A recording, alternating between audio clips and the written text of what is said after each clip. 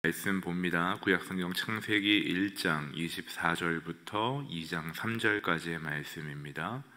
창세기 1장 24절에서 2장 3절까지 제가 읽습니다. 하나님께서 말씀하시기를 땅은 생물을 그 종류대로 곧 가축과 땅 위에 기는 것과 들짐승을 그 종류대로 내라 하시니 그대로 됐습니다. 하나님께서 들짐승을 그 종류대로 가축을 그 종류대로 땅에 기는 모든 것을 그 종류대로 만드셨습니다. 하나님께서 보시기에 좋았습니다. 하나님께서 말씀하시기를 우리가 우리의 형상대로 우리의 모양을 따라 사람을 만들어 그들이 바다의 물고기와 공중의 새와 가축과 온 땅과 땅 위에 기는 모든 것을 다스리게 하자 하시고, 하나님께서 사람을 그분의 형상대로 창조하시니 곧 하나님의 형상대로 사람을 창조하시되 하나님께서 그들을 남자와 여자로 창조하셨습니다. 하나님께서 그들에게 복을 주시며 그들에게 말씀하시기를 자식을 많이 낳고 번성해 땅에 가득하고 땅을 정복하라. 바다의 물고기와 공중의 새와 땅 위에 기는 모든 것을 다스리라 하셨습니다. 하나님께서 말씀하시기를 내가 땅 위에 씨 맺는 온갖 식물과 씨가 든 열매를 맺는 온갖 나무를 너희에게 주니 이것이 너희가 먹을 양식이 될 것이다. 그리고 땅의 모든 짐승과 공중의 모든 새와 땅 위에 기는 모든 것들 곧 생명 있는 모든 것들에게는 내가 온갖 푸른 풀을 먹이로 준다 하시니 그대로 됐습니다. 하나님께서 자신이 만드신 모든 것을 보시니 참 좋았습니다. 저녁이 되고 아침이 되니 여섯째 날이었습니다. 그리하여 하늘과 땅과 그 안의 모든 것이 완성됐습니다. 하나님께서는 그 하시던 일을 일곱째 날에 다 마치셨습니다. 그리고 그 하시던 모든 일을 마치고 일곱째 날에 쉬셨습니다. 하나님께서 일곱째 날을 복주시고 거룩하게 하셨습니다. 하나님께서 창조하시고 만드셨던 모든 일을 마치시고 이 날에 쉬셨기 때문입니다. 아멘. 창세기 1장 24절 이하의 말씀은 창조 6번째 날, 그리고 2장에 가면 7번째 날에 대한 기록입니다. 6번째 날의 기록에 보면 하나님께서 땅에 생물, 가축을 종류대로 만드셨다라는 내용이 기록되어 있고요. 26절 이하에 보면 드디어 마지막 피조물, 인간이 만들어진 기록이 나와 있죠. 26절에 보시면 하나님께서 말씀하시기를 우리가 우리의 형상대로 우리의 모양을 따라 사람을 만들어 그들이 바다의 물고기와 공중의 새와 가축과 온 땅과 땅 위에 기는 모든 것을 다스리게 하자라고 말씀하세요. 인간을 하나님의 형상, 하나님의 모양을 따라 만드시는데 우리에게 하나님의 성품이, 이 땅에 하나님을 드러낼 수 있는 하나님의 특징이 담겨져 있다라고 성경은 이야기하고, 그런 인간이라는 특별한 존재에게 하나님께서는 에덴을, 이 땅을 다스리게 하는 그런 왕의 권리를 주셨다라고 성경은 기록하죠. 28절에도 보면 자식을 많이 낳고 번성해 땅에 가득하고 땅을 정복하라. 바다의 물고기와 공중의 새와 땅 위에 기는 모든 생물을 다스리라 하셨습니다 라고 하죠. 그러니까 정복하라, 다스리라 이런 말들은 뒤에 구약 성경에 보면 사사기나 열왕기상이나 이사야서나 이런 책들에 보면 왕들에게 표현되었던 왕들의 행위를 묘사하는 단어들이거든요. 아담, 즉 인간은 하나님께서 이 땅에 왕 같은 권위를 가지고 하나님께서 이 땅을 다스리시듯 이 땅을 다스리는, 이 땅을 통치하는 존재로 창조받은, 피조된 존재라는 거죠. 이 말씀이 일부 사람들에게는 또 우리 인류 역사의 어떠한 시기에는 인간이 마음껏 자연을 파괴하고 이용하는 어떤 수단으로, 그런 근거로 사용되기도 했고, 또 어떠한 경우에는 인간이 이 땅을 정복하면서 하나님의 형상대로 지음받은 또 다른 피조물인 인간을 신분과 계급을 나누어 구별하고 또 그들을 약탈하는 근거 구절로도 쓰였죠. 그러나 하나님께서 이 땅에 오셔서 우리를 다스리시고 왕으로서 우리와 함께 하셨던 모습을 성경은 뭐라고 기록하냐 하면, 신약 성경 마가복음 10장 42절 이하에 보시면 예수께서는 그들을 함께 불러놓고 말씀하셨습니다. 너희도 알듯이 이방 사람의 통치자라는 사람들은 백성들 위에 군림하고 그 고관들도 권력을 행사한다. 그러나 너희는 그렇게 해서는 안 된다. 오히려 누구든지 너희 중에서 큰 사람이 되고 싶은 사람은 너희를 섬기는 자가 돼야 하고, 누구든지 으뜸이 되려는 사람은 모든 사람의 종이 돼야 한다. 인자 역시 섬김을 받으러 온 것이 아니라 섬기러 왔고 많은 사람들을 구원하기 위해 치를 몸값으로 자기 생명을 내어주려고 온 것이다. 예수님께서 이 땅에 왕으로 오셨는데, 왕으로 오신 예수님께서 자신의 삶을 묘사하시면서 섬김을 받으러 온 것이 아니라 섬기러 왔고 많은 사람들을 구원하기 위해 치를 몸값으로 자기 생명을 내어주려고 온 것이다 라고 말씀하세요. 그러면서 그 말씀 앞에는 이 땅의 통치자들은 너희 위에 군림하고 권력을 행사한다 라고 하죠. 성경이 말하는 왕의 다스림, 왕의 통치는 권력을 행사하고 군림하고 누군가를 조종하고 자신의 말을 듣도록 강압하는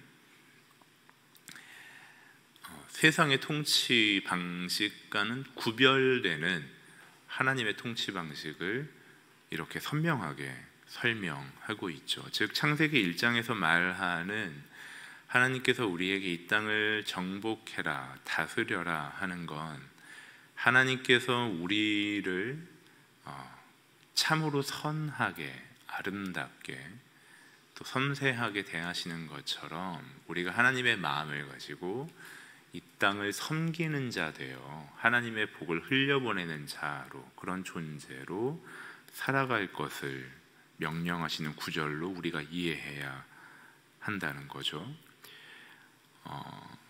그렇게 하나님의 모양과 형상을 담은 우리의 살아가는 시간이, 그리고 우리가 이 땅을 섬기는 방식을 통해 하나님을 알지 못하는 이들이 하나님을 보게 하는 그런 명예로운 직분이 우리에게 주어진 상태로 우리는 이 땅에 피조받은 존재들이죠.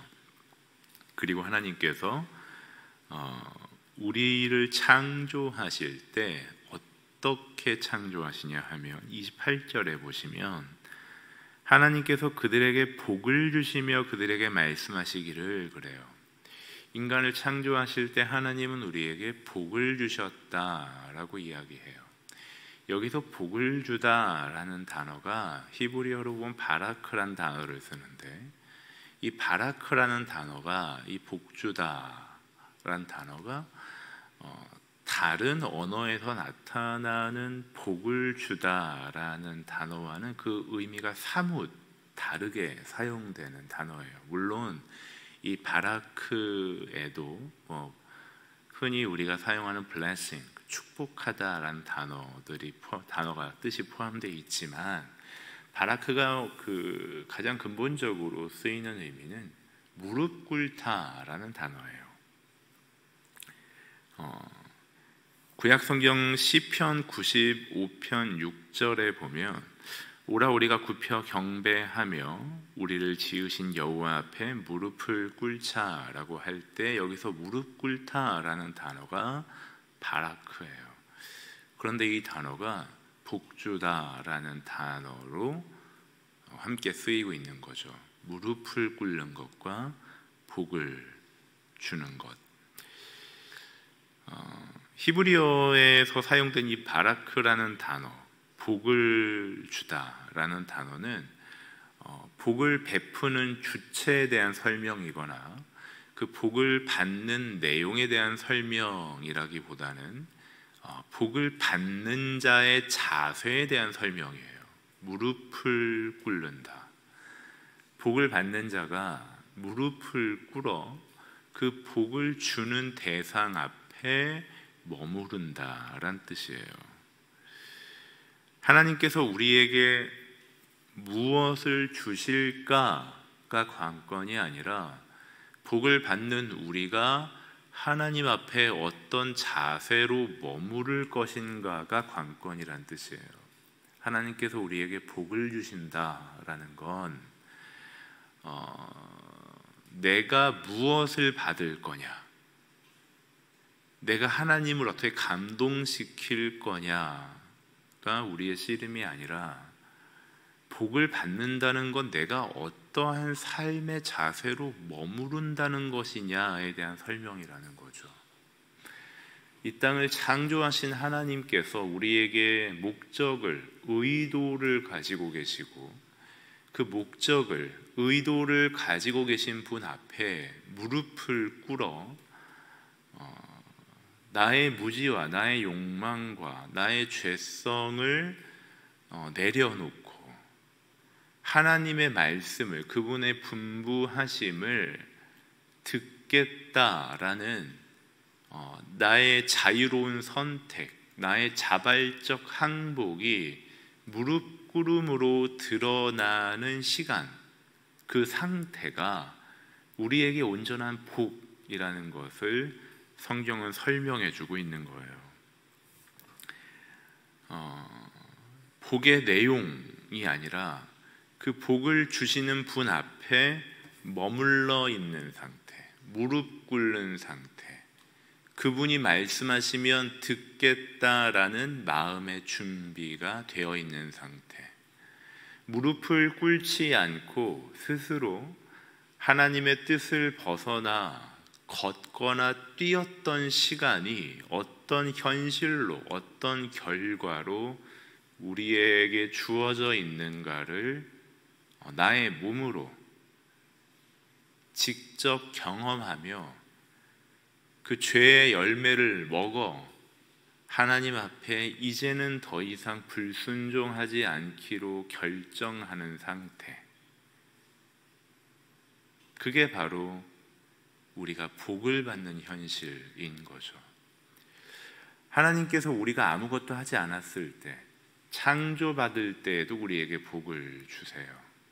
그리고 창조받은 이후에 구약 성경에서부터 나타나는 인간의 타락 이후에 인간이 스스로 하나님 앞에 돌이키지 않을 수 없는 그 시간과 상황을 만나 하나님 앞에 무릎을 꿇는 그 시간이 복된 상태다라고 성경은 이야기하는 거예요. 오늘 우리가 하나님 앞에 무릎 꿇고 있다면 그 시간이 하나님 앞에 복을 받는 시간인 거예요. 하나님께서 우리에게 복을 주신다라는 건 우리로 그분의 말씀을 듣는, 순종하는, 무릎을 꿇으며 그분 앞에 머무르는 존재로, 그분을 경배하는 존재로, 그분을 예배하는 존재로 우리를 지으셨다는 뜻이에요. 하나님께서 오늘 우리에게 복을 주세요. 그 복이 어떤 내용으로, 어떤 실질적 보상으로 우리에게 주어지는가에 대해선 성경이 방점을 찍고 이야기하지를 않아요.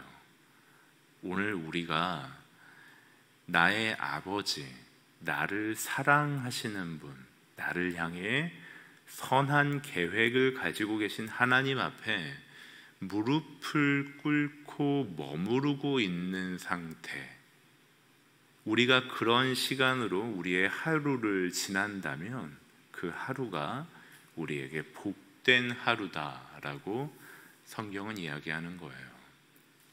한치 앞을 보지 못하는 피조물인 인간이, 저와 여러분이 하나님 앞에 무릎을 꿇고 이 하루를 겸비하며 근신하며 하나님 앞에 침묵하고 자유하며 또 그분을 찬양하며 경배하며 살아간다면, 그분이 보여주시는 삶의 길에 그분의 말씀에 순종하며 살아간다면, 이 한날의 결과는 하나님 앞에 받은 복을 풍성히 누리는 하루의 시간이 된다고 성경은 우리에게 말해주고 있어요.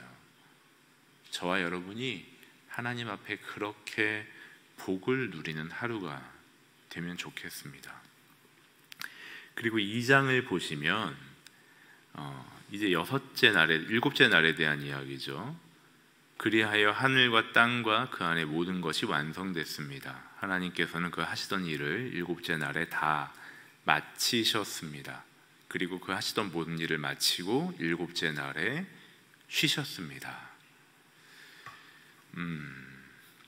2절 말씀을 개역개정 성경으로 읽으면 이렇게 기록되어 있어요. 하나님이 그가 하시던 일을 일곱째 날에 마치시니 그가 하시던 모든 일을 그치고 일곱째 날에 안식하시니라 그러거든요. 일곱째 날에 마치시니 안식하시니라 라고 기록되어 있어서 일을 마쳤기 때문에 안식했다.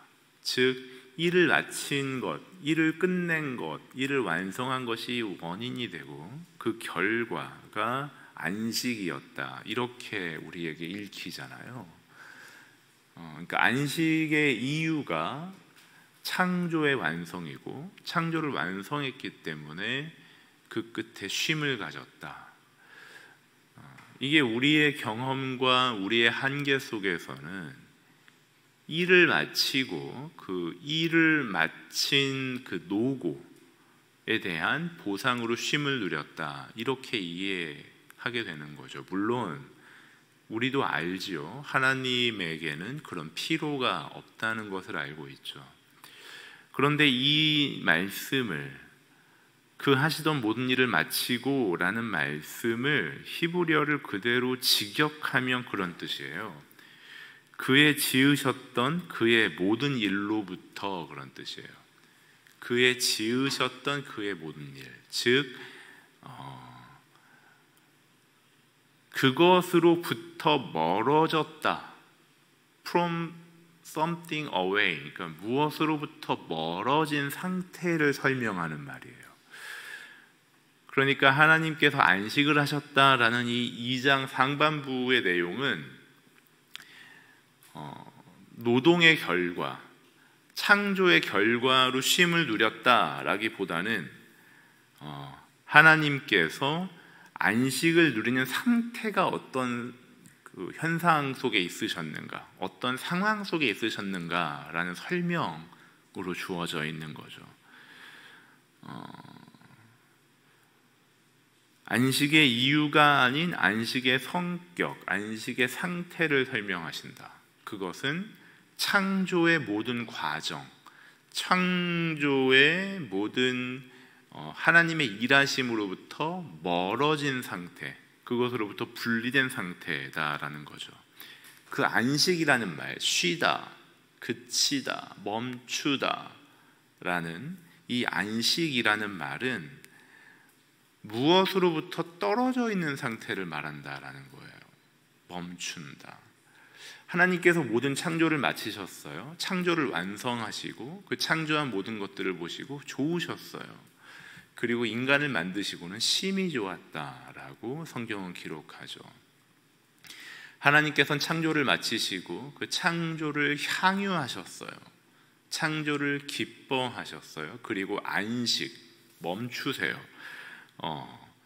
하나님께서 그 시간을 통해,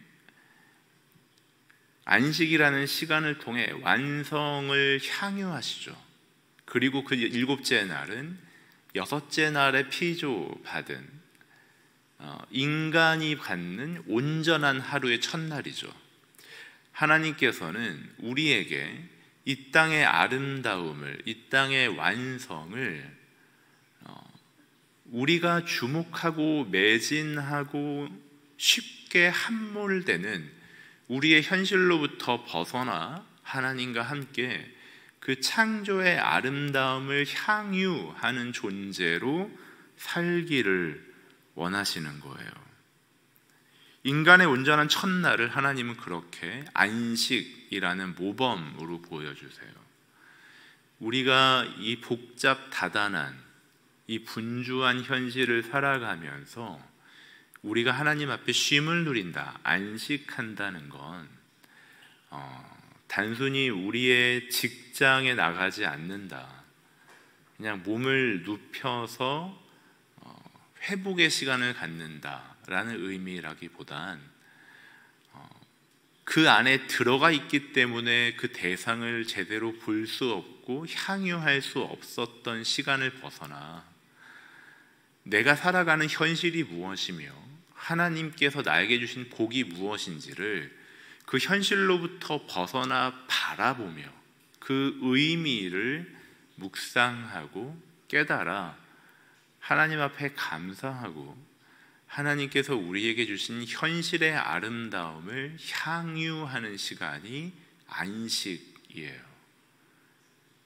우리의 현실의 분주함, 우리가 매몰되어 있던 것들로부터 벗어나는 시간이 우리에게 안식이에요. 그게 비록 일주일에 하루만을 의미한다라기보다는 우리가 이 땅에서의 시간을 살며 우리가 종종 하나님께서 우리에게 주신 현실을 향유하고 감사하기보다는 그 현실 속에 우리의 눈과 우리의 마음을 빼앗는 것에 함몰되어 그 쉼과 멈춤을 누리지 못했던 그런 우리의 현실을 살아가고 있다면 바라기는 우리 삶의 어떠한 시간들은, 그 1년의 어떤 시간들은, 특별히 이제 여름 휴가를 많이 다녀오는 시기인데 적어도 그 정도의 시간만큼이라도 우리의 현실을 벗어나 그 현실이 갖는 의미를, 나의 선택과 나의 노력이 과연 어디를 향해 가고 있는지를, 내가 옳다고 생각하는 것이 정말 옳은 것인가라는 반드시 해야 하는 그 질문을 우리의 속에 떠올리고 하나님이 이미 우리에게 누리게 하시는 그 창조의 완성을 우리가 하나님과 함께 향유하며 감사하며 우리 삶의 의미를 밖에서 관조할 수 있는 그런 시간이 우리에게 안식으로 주어지면 좋겠습니다. 창조주와 함께 모든 것으로부터 떨어져서 만족과 쉼을 누리는 것, 이건 하나님께서 스스로 우리에게 모범을 보이시며 저를 포함한 모든 사람들이, 여러분 모두가 누려야 하는 권리이자 우리가 반드시 가져야 하는 시간인 것을 성경은 기록하고 있습니다. 우리는 쉽게 우리의 욕망에, 우리의 무지에 함몰되는 존재인 것을 우리가 기억하면서 우리의 온 마음을 쏟고 있는 것들로부터 때로 벗어나 그것이 무엇을 의미하는지, 내가 과연 방향을 바르게 설정하고 있는지, 하나님께서 지금 나에게 허락하신 그 창조의 아름다움은 무엇인지를 우리가 묵상하고 향유하고 감사하고 때로는 돌이키는, 모든 것들로부터 떨어져 있는 그 상태를 통해, 그 쉼을 통해, 안식을 통해 하나님의 마음이 우리에게 새롭게 묵상되고 누려지는 그런 우리의 인생이기를, 오늘 한날이기를 주님의 이름으로 축복합니다.